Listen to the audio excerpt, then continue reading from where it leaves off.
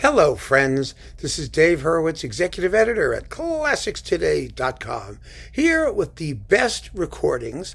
I'm not going to bother with the worst. There's so many, and quite a few of the best recordings of Shostakovich's Symphony No. 5, his most popular symphony, which is why I've saved it to the end, towards the end of this discussion of all of his symphonies. We still have numbers 2 and 3 to go. And that's going to be kind of interesting, but I will keep you in suspense about that final wrap-up, since everybody saves them for last anyway. But no, the 5th is that revolutionary, well, not so revolutionary, conservative masterpiece, you might want to call it, because Shostakovich was going the way of a revolutionary young composer until he got trashed by the Communist Party and really almost lost his life. I mean, this was a very serious thing. And his 4th symphony was withdrawn, and Lady Macbeth of Mtsensk District, his operatic masterpiece, was canceled. And he wrote the 5th symphony as a way to rehabilitate himself. And that rehabilitation took a very, very interesting form. Now, most of the time when we talk about the 5th, we're talking about the emotional meaning of the work and the hidden message that it supposedly contains. That hidden message is the fact that the finale, that triumphant peroration at the end, is fake. Yes, it's fake. It's major key, it's pounding, it's grandiose, but the actual message is forced rejoicing under torture. And actually, that's quite believable, because, the ending consists of these strings and the piano and a lot of the winds and everybody just playing a billion stabbing note A's. Cha cha cha cha cha cha cha cha cha cha cha cha cha cha cha cha cha cha cha cha. It goes on like that for a couple of minutes. And underneath it, there is this triumphant ending. Bam, ba, da, crash, boom, boom, boom, boom, boom, boom, boom, like that. And when you put that against the cha-cha-cha-cha-cha-cha-cha-cha-cha, you really can accept the idea that the rejoicing, theoretically, at the end, is not happy, that it's not a happy ending. And moreover, it can't be a happy ending after the intense, hushed, beauty, ethereal heartbreak of the Largo third movement, which is tragic music and incredibly beautiful music, but fragile like a soap bubble, and music of complete withdrawal from the horrors of the world that Shostakovich was suffering personally. So it is an extremely emotionally ambiguous work, a complex work. It can be played as straight triumph. It can be played as anguished triumph. Neither way is correct. It works either way. Shostakovich was content to let it work either way. And I don't think there's any one interpretation, although I personally I can't say I like one better than the other. I think the agony ones seem to be better done on the whole than the triumphant ones, simply because the emotional ambiguity that they represent, I think, is more powerful. And so when someone does that kind of interpretation really well, it seems to have a greater depth of feeling and more impact than the other way around. But a great performance of just the happy ending, as it is, can be perfectly fine and absolutely marvelous. And we're going to look at a few of both. And I hope that will set aside that issue of what the true meaning of the symphony is. It has no true meaning. It has whatever meaning we hear, whatever meaning the interpretation gives it. And the music is great enough, and here's the real point, to admit of multiple meanings simultaneously. That's what great music does, right? And Shostakovich's is no different. And one of the things I do want to talk about before we get to the actual recordings, well, we'll get to one first, of course. I want to show you a few samples. I want to just talk about the work formally, just a little bit formally, not in a big way, but just briefly, just to show you why it's so great. And the reason it's so great is not because it has all of this emotional ambiguity and depth. It's because that emotional ambiguity and depth is expressed through true symphonic thinking and a total mastery of classical symphonic forms. This is something that is seldom discussed in connection with Shostakovich, and it deserves to be, because he is a truly great symphonist, not just composer, symphonist. That is, expressing the highest form that we have of orchestral music in terms of an absolute genius for musical construction and expression. And in this connection, I really want to talk about the first movement. You know, the movements are actually related through some shared motives and things, but I leave those to you. The first movement fascinates me. The reason it fascinates me is because it is a perfect example, one of the most perfect after Haydn, frankly, of monothematic sonata form. Now, monothematic sonata form means that all of the tunes are based on a single initial idea. It doesn't mean there's only one tune. It means there may be 25 tunes, who knows, but they evolve out of that one single idea. And they do so here in a particularly powerful and magnetic way, and one which is, moreover, very easy to hear once you understand what they are. And so I really want to tell you about those so that, you know, when you listen, you'll just have it in the back of your mind.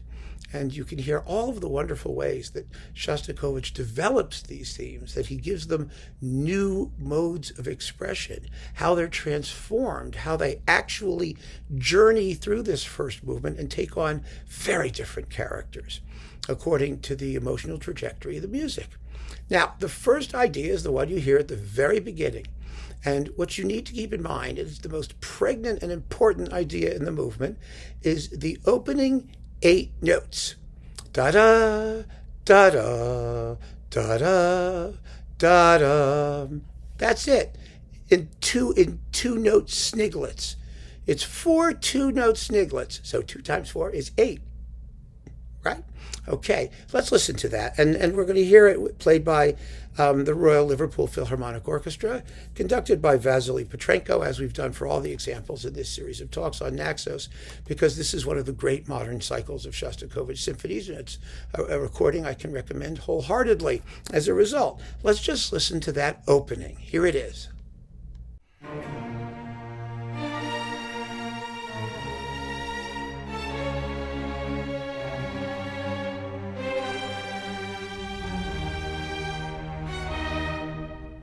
Now, that is the principal idea of the first subject, or thematic group. It's followed by a whole series of other ideas in slow tempo, but that idea, ba-da, doo-doo, ba-da, you know, that 8-note thing, the first 2-note sniglet becomes an accompaniment motive. It's already starting to develop and transform, and you'll hear it in connection with most of the other tunes in the symphony. But the second subject is a very gentle, very cool, very calm, tranquil melody in even notes. You'll notice that the first 8 notes were jagged, ta-tam, bum-bum. They went short note, long note, short note, long note. It was a chain. And actually, you know, it's very similar when I think about it, you know, to the opening of Brahms' 4th Symphony, isn't it? Also 2-note sniglets. Ya-dum, ba-dum, da-dum, ba-dum. I wonder if there's any relation. I don't know. Of course, Shostakovich is short-long and Brahms is long-short, but you get the idea. Anyway, so the second subject of the Shostakovich has a different accompaniment figure. It's chung, chung, chung, chung, chung, chung, chung, chung, chung, chung. And the tune appears over that in strings and harp. Yada, yada, ba-da, da-da. That actually wasn't too bad for me. Anyway, but you'll notice something about what I just sang. It consists of 4 2-note sniglets, 8 notes. In other words, although the rhythm is even, has been smoothed out, it is a pretty literal transformation of those opening 8 notes. Ba-da, da-da, do-do, do-do, using some octave transpositions, or, we talked about those, didn't we? The beauty of octave displacement, it's called, moving the tune up or down an octave. But anyway, let me play it for you. And I want to play the first thing again so you can hear these two things in close proximity, because after I blah, blah, blah, blah, blah between them, you may have already forgotten them. So here, once again, is the opening.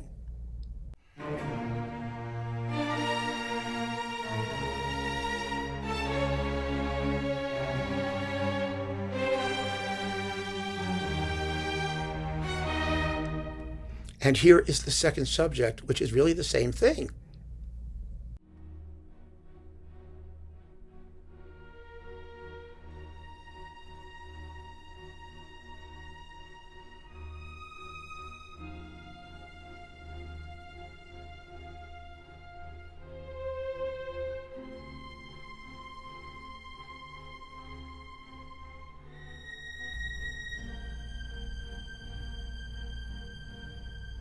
So those are the two most important ideas in the first movement.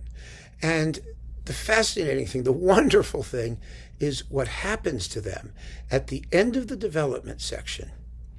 I mean, there are many other motives and things that the movement contains, but at the end of the development section, I'm sure it's very clear because we're approaching the recapitulation, and there's a huge buildup and climax that spills over into the recapitulation, which is the repeat of the initial ideas in a sonata movement, because sonata movements have an exposition, which presents the themes, a development, which does stuff, and a recapitulation, which restates them, but in altered form.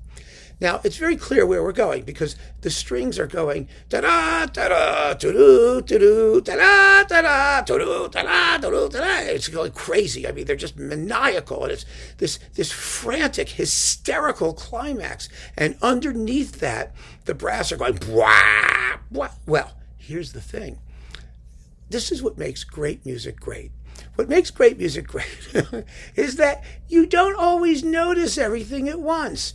I didn't. I just heard this fabulous climax, this intense, crazy climax that was based on that opening melody. And the brass were doing like loud roaring things underneath it. But if you listen to those loud roaring things, you realize that what the brass are playing is the second subject. They're doing it in canon. In other words, they're repeating it at a certain distance apart, so you hear it in counterpoint. So I mean, Shostakovich is amazing. What you hear is the first theme combined with the second theme, which is played contrapuntally in canon, and it's this contrapuntal combination that makes this climax just devastating. It's incredible. And you don't even realize at first that what you're hearing in the brass is that second subject, because it just sounds so different. It sounds different because it's presented in canon, that is, contrapuntally, with one part following the other part, and also because it's fortissimo and the low trombones and tuba, whereas before it was just this calm, ethereal, drifting sort of melody in the high violins. But it's the same. And what has happened to that tune, you might call that the rape of the second subject. I mean, it's absolutely emotionally pulverizing what's become of it. And the idea that this innocent, placid, cool little second subject can become this absolute scream of horror is what makes great music great. The ability of a composer to work with his material, to give us the feeling that momentous things are happening, expressively momentous. And I want to play you that passage from the end of the development as it spills over into the actual recapitulation, the return of the music from the symphony's opening. So here it is. The string parts take care of themselves. You can't miss ba-dum, ba-dum, ba-da. You can't miss that. Listen to the brass underneath them and marvel at Shostakovich's genius. Here it is.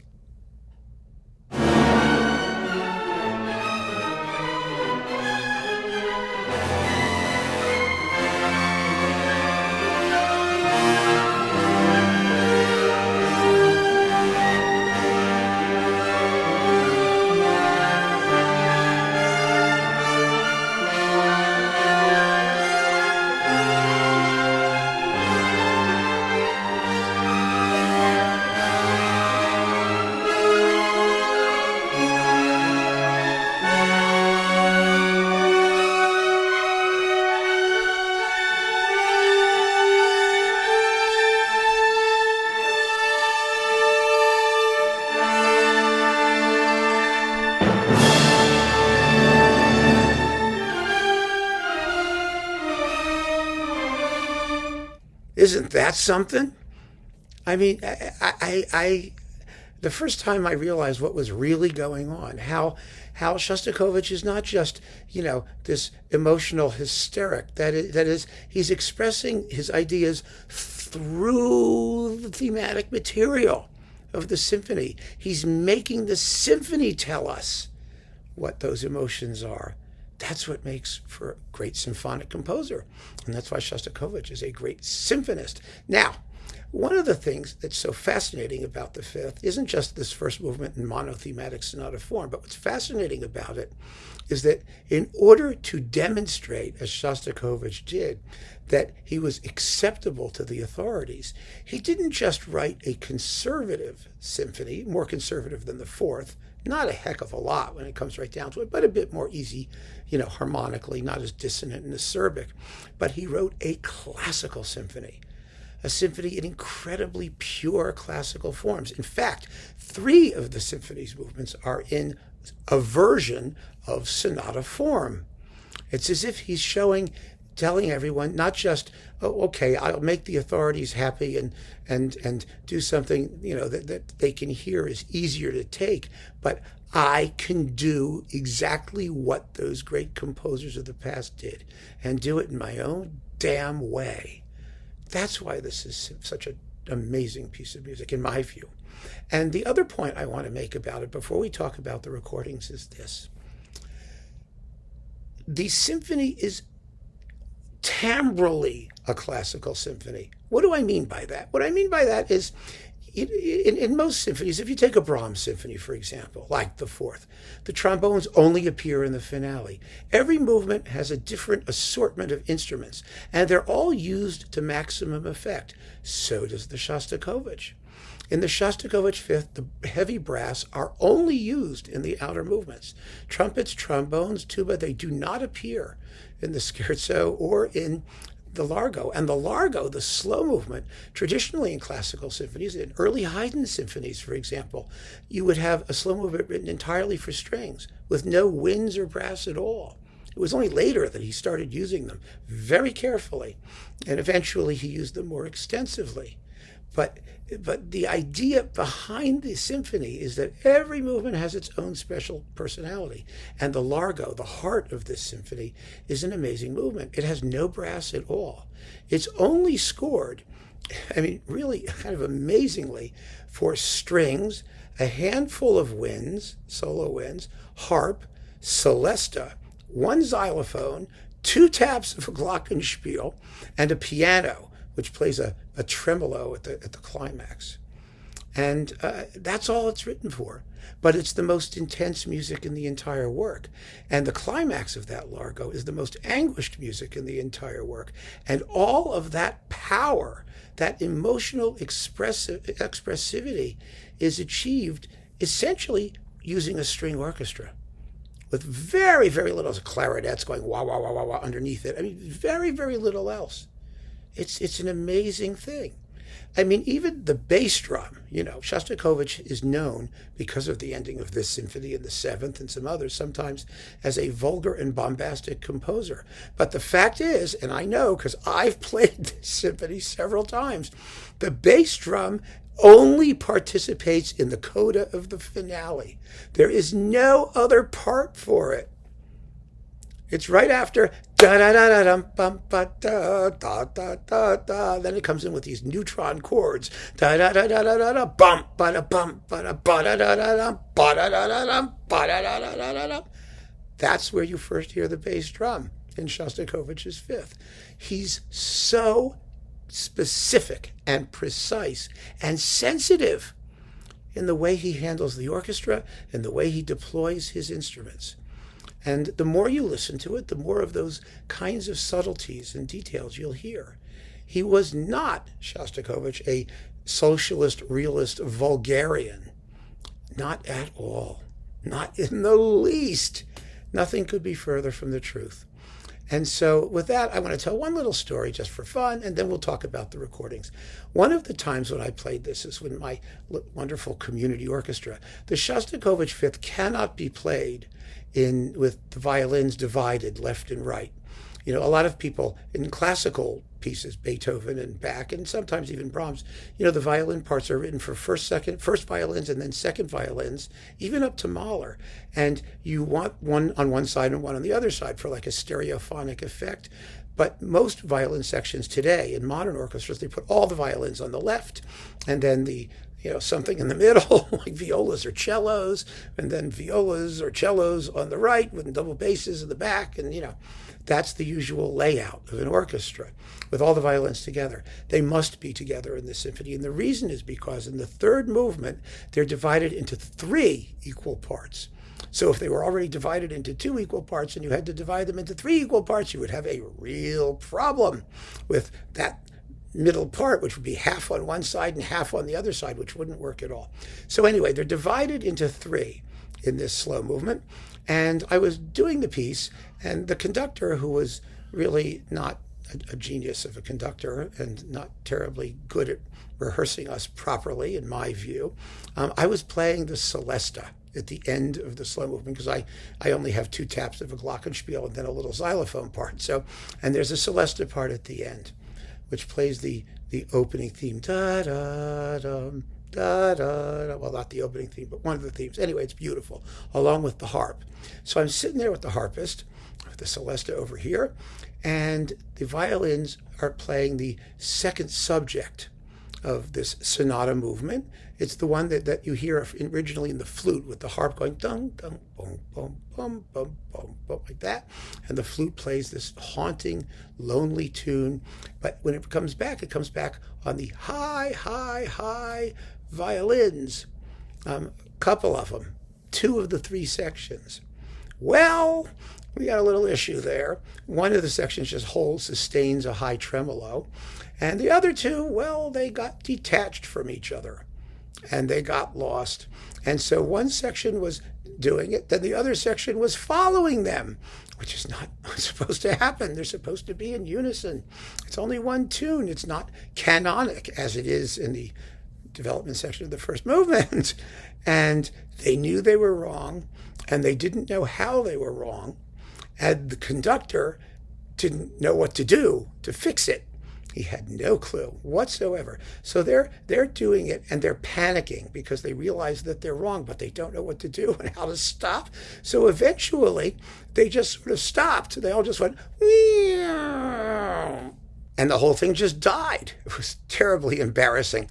So I'm sitting next to the harpist, and I said to her, let's play the end, because we're in unison together. And she looked at me, and we're together, and we know when to come in. And we could have ended the movement. It could have been it would have been okay. I mean, it would have not been a complete catastrophe. And so I'm looking at the conductor, and I'm motioning to him. I'm saying, we're ready. Let's just give us a downbeat, and we'll do the end. And he looks at the orchestra, and he goes, finale, just do the finale. Let's play the finale. He goes, yeah, boom, boom, boom, boom, boom, and the whole thing takes off again. Oh, God, it was awful. It was so embarrassing. He was such a klutz. He really was. And, that's why, as I've told you a million times, most orchestras are better than most conductors. They really know what they're doing, much better than most conductors do. But anyway, especially in community orchestras, even in community orchestras, where the players are just volunteers because we care and we practice. Anyway, let's talk about recordings, shall we? I have a dozen of them here. I could have had 3 dozen of them. And so I know you're going to come up with yours, and it's fine, and it's lovely and wonderful, and we'll see what you come up with. But I wasn't going to do a worst list or anything with this. I just want to talk about what I think are the really good ones, the ones that are distinctive in different ways and that show off the different aspects of the symphony, the happy ending and the happy tormented ending, and everything in between. Really, it's just such a work of boundless emotional amplitude. Yeah, that sounded pretty good, didn't it? All right, so we saw this one, the Royal Liverpool Philharmonic with Vasily Petrenko on Naxos, and it's wonderful, and you heard a bit of it, and it's very, very powerful. And oh, the way that climax goes at the end of the first movement development. Oh, I love it. And you'll know now what to listen for. You want to hear clarity, canonic clarity of that second subject of the brass underneath all the strings going crazy. Yeah, You sure do. All right, so that one is really wonderful. Kirill Kondrashin, the classic Kirill Kondrashin with the Moscow Philharmonic. I really, really like this performance. Kondrashin was such a fine conductor, and this has all of that sort of Russian gumption. It's a quick performance. Kondrashin always was a quick conductor. He doesn't make quite a meal of it as much as some can, but it has the intensity, and it has the boldness and the vigor and the passion and all of that good stuff, and some very good playing for the orchestra as well. So Kondrashin is, I think, one of the essentials. Absolutely at the opposite end of the scale for some people is Haitink with the Concertgebouw. Now, somebody in the comments here, when we were talking about something else, talked about how uninteresting they thought this performance was. I think this is a knockout of a performance. I think this is one of the great Haitink Shostakovich recordings, one where the orchestra sounds fabulous, and he goes straight to the heart of what the work is musically. That is, he lets it speak for itself. I hate using that term because everything is an interpretation. Nothing speaks for itself. Usually when a performance is said to speak for itself, that means it's bland and uninteresting. And this is not. This is superbly played. It does not go for the ultimate in existential angst at the end of the finale, nor is it unambiguously like, ha ha, yay, that kind of thing. It's somewhere in the middle. And that's true, but emotionally it is not low voltage at all. It is not low temperature. The third movement is absolutely glorious, and the playing is fantastic throughout. It's like his eighth or his Babi Yar, the better versions, the better performances in this cycle, I think. And like his Tchaikovsky fifth that I talked about, that was a Dave's fave. I just think that there's something about a great performance that just hits all the musical buttons, phrasing, accent, clarity, intensity, dynamic range. It's all here. And because of that, the performance endures. It's worth repeating. It bears hearing more than once. So I think Haitink is terribly underrated, and I think it's a very, very fine performance. It's very well recorded. It's gorgeous. So there you go. Who's after that? Oh, yeah. Temirkanov on RCA. He did a bunch of Shostakovich symphonies. He's a very good Shostakovich conductor. He doesn't get a lot of credit for it. He doesn't get a lot of credit for much of anything, but he's done some fantastic Russian music. And this is with the St. Petersburg Philharmonic, formerly the Leningrad Philharmonic. And I wanted this one because, first of all, it's a very fine performance, and it comes with a really good ninth. And second of all, because it has, the Leningrad Philharmonic, or the St. Petersburg Philharmonic at this point. And I wanted something with the St. Petersburg Philharmonic and not Mravinsky, who is not showing up here. And the reason he is not showing up here is because there are some half a dozen Mravinsky recordings. Most of them sound like hell. All of them are live. All of them have audiences in varying degrees of bronchial extremis. And however wonderful Mravinsky is, however great that orchestra is, and they are, I don't feel any need to have to wade through half a dozen, recordings, all of which have their drawbacks, in order to pick one and ask you to go find it. I just don't care that much. I don't think that performance, any of his performances, are so special that, that they're irreplaceable, or that you can't get fabulous results elsewhere at this point in the work's history. Back in the 60s, okay, yeah, I could see it. But now, there's no need. There's no need at all. And you have fabulous playing from the St. Petersburg Philharmonic right here. Is it as great as it was under Mravinsky? I wouldn't say it isn't. I really wouldn't. Oh, I mean, maybe if you really care about, the whiplash effects in the violins in a couple of points, you could say, well, yes, that's never going to be repeated again. And it won't be. But there's just so much more to this music than those things, than those little effects. And you can hear all of those things with Mravinsky in the Leningrad, in his Tchaikovsky symphony set, in other places, in better sound. I mean, I admire Mravinsky, and I have, shelves of Mravinsky recordings. So I've heard them all. But I would rather hear him in like that Shostakovich eighth and his Tchaikovsky and a few other things, and leave the fifths to the other people. That's how I feel about it. So, you can go recommend something by Mravinsky. I think that Temirkanov here does an awfully good job. I really do. So there's that. Now, this one on Bis, Mark Wigglesworth. This is a mixed cycle, that is with mixed orchestras. His 5 and 6 were just hot. Really, really, really good, intense, wonderfully recorded by Bis. They're absolutely beautiful. 5 is with the BBC National Orchestra of Wales, which is a Sir Dorfa Genedlaethol Gymraeg I BBC, as they say in my perfect Welsh. Yeah, it's a Sir Dorfa. I mean, for a Sir Dorfa, boy, do they play. He's got them playing fabulously, and they sound great.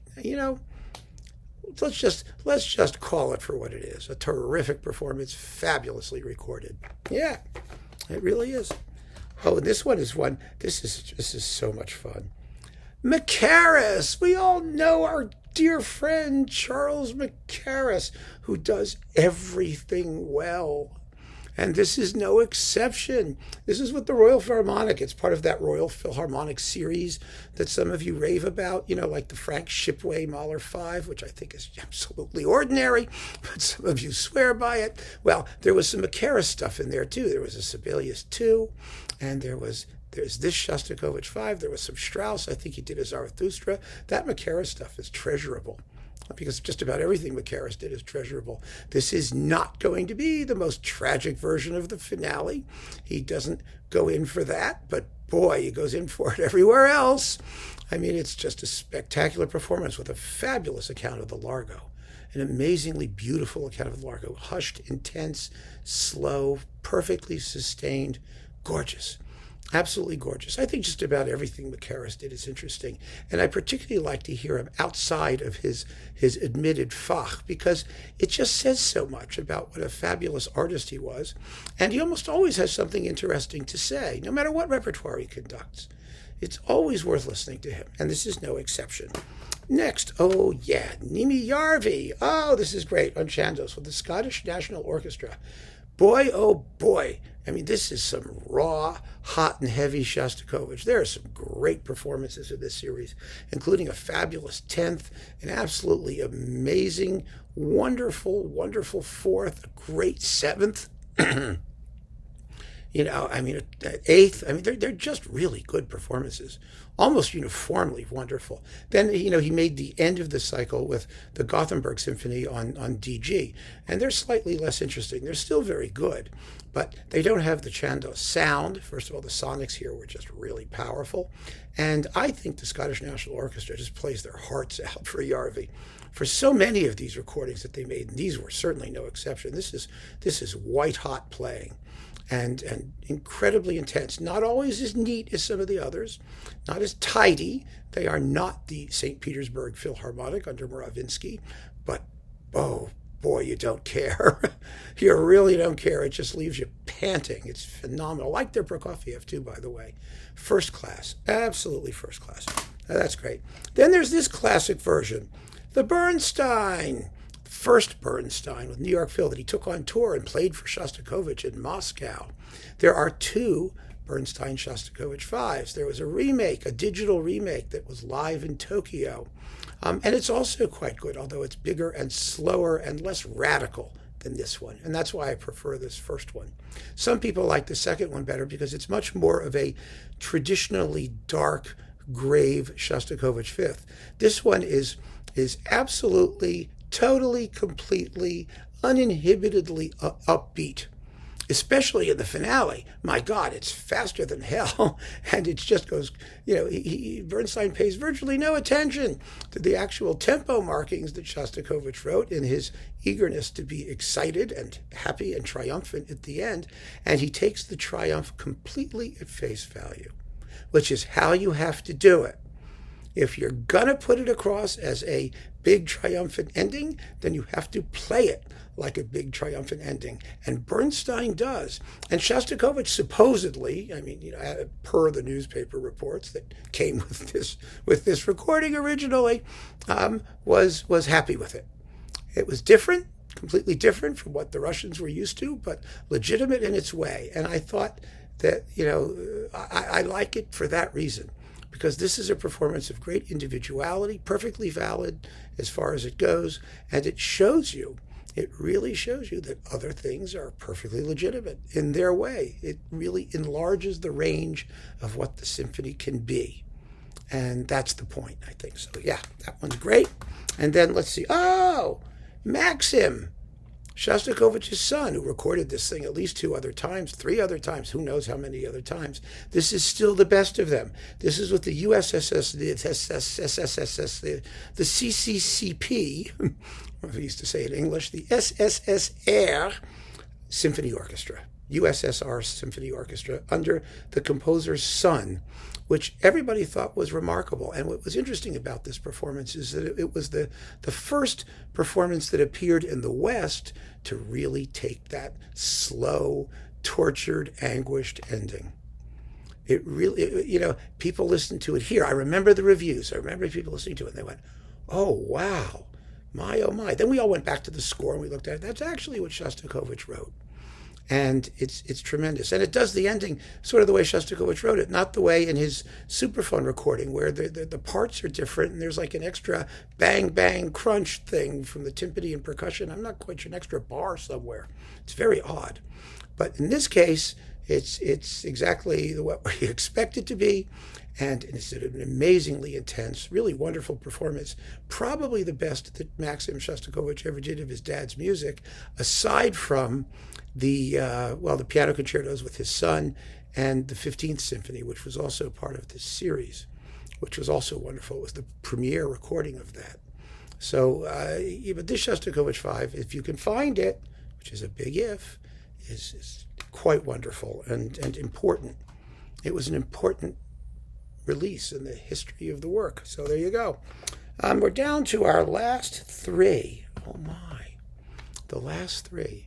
And, well, third from the last is Previn, his first one with the London Symphony. His Chicago remake was not as good. It's not bad. God knows it's not bad. And he did also the 4th in Chicago, which is like my all-time favorite recording of the 4th. But this 5th is wonderful.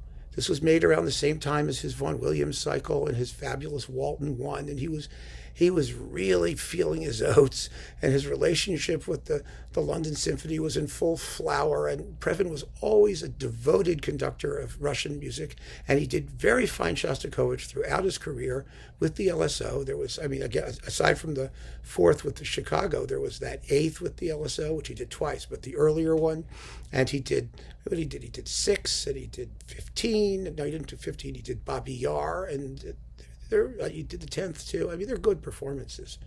He almost never put a foot wrong in Shostakovich, and this 5th is really, really powerful. It has wonderful playing from the London Symphony, one of the best recordings of the Largo you'll ever hear. It's also one of the slowest, I think, as I recall. He said in the original booklet notes, which I also remember, that it needs to be very slow. Very slow. And this is 16 minutes. I think it's about the slowest. Most people run something around anywhere from like 12 to 14, but this is really, really intense.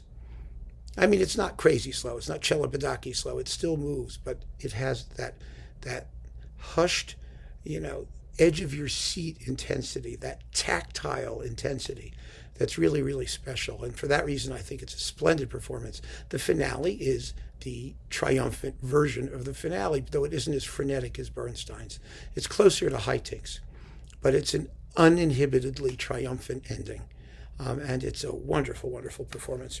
However, we're not quite at however. We're at semi-however. We're at the penultimate however. This was the anti-penultimate however. So the penultimate however is Rostropovich. This is his second recording. There was one on Deutsche Grammophon and one on Warner, Teldec. This is the Teldec one. The orchestra was in better shape when he came to do them again. But both of them were excellent, and both of them had a really slow, anguished, intense ending. Rostropovich was determined to really, press home that grinding, tortured, anguished vision of Shostakovichnik triumph. and he really does it here. It's an absolutely gripping performance from first note to last. Rostropovich comes in for a lot of flack because he was not, at the end of the day, a really galvanizing, fabulous conductor. But I saw him do one of the great Mahler seconds I've ever heard in my life. He could be amazing. He was a passionate guy. And when he got the right music, and I heard him do fabulous Haydn. He did a great Haydn number 80, believe it or not. So, there's such a difference between live and what he recorded and the range of stuff that he did. And it's true with so many artists. We don't always hear on records the best of them. We just hear the commercial of them, what they did. But the Shostakovich cycle is really a fine Shostakovich cycle. There are very few bad performances. And most of his later performances of Shostakovich, like he did for the LSO label and all that other stuff, were terrible, awful performances. So if you want to hear Rostropovich do Shostakovich, and he knew the man as well as anybody did, and was devoted to him like few others, then this is the set to get, this Warner set. And his fifth is absolutely outstanding and the one that really sells the backstory of the symphony. You really hear it in this performance. It's dynamite. However, now we're at the final however, for the ultimate in gripping, tormented, no question that the finale is not a happy ending. In no way you're going to be fooled by it. You have to hear Court Sanderling. Oh, I love this performance. This performance is, it's what can I say? It's made by a guy who was there on the ground when all of this was happening, who had a German conductor's feeling for doom, gloom, death, mixed with a Russian conductor's feeling for doom, gloom, and death. And, it's just, it doesn't come more gripping and powerful than this. It really, really doesn't. Every single moment will have you sitting on the edge of your seat. It's Court Sanderling with the Berlin Symphony on Berlin Classics. And let me tell you, once you hear this ending, and once you hear the end of the symphony, the way he does it, everything else is going to sound sort of tame. It really is. It's just so totally 100% committed. And the Largo is also stunning. It's 15 and a half minutes. It's almost Previn's tempo. It's an extremely, extremely dark, passionate, moving, intense, and tragic vision of the work. Devastating, really. If you want the full emotional power of this music, then you want to hear this. You really want to hear this. Other versions are better recorded. This is well recorded. It's not terrible, but it's not state of the art. And other versions are also better played. You hear more ballsy brass playing by some other ensembles. But holy mackerel. This is the whole enchilada, the complete blini, the entire caviar thing. It's just everything you want in Shostakovich Fifth, I think. So that's my sort of highest recommendation. When I do Dave's faves, if I do this symphony, this may or may not be the one. Who knows? But I do think that of the dozen here and of the other versions anywhere, this is just unbelievably great. And that's basically my recommendation, based on all of the Shostakovich fifths that I've heard over the past 40 some odd years. Just one other thing before I let you go. We've already gone on so long. Who cares if we make it longer? The first time I ever heard the Shostakovich fifth, it was the finale in a band arrangement played, I believe it was by the Ohio State University Marching Band at halftime of some football game that I was watching with my dad. And I always watched I love the bands. I've said this before, that people who don't live in this country don't understand, but there is a tradition of American marching band playing at the professional and the collegiate level, which is the ultimate in the world. It really is. It's and I've heard the rest of the world. It really is extraordinary. And somebody made a wonderful band arrangement of the finale without the slow interlude. It's only like 3 minutes of it, 5 minutes of it. And they had some schlub come out with the timpani, and they did the Shostakovich Fifth. And I didn't know from Shostakovich. I was like, 8, 7, I don't know. And my father and I just looked at each other and we said, wow, oh, that was something, wasn't it? So I ran out and got a recording of it. It was actually the RCA Ormandy. It was the second one, the second Ormandy recording.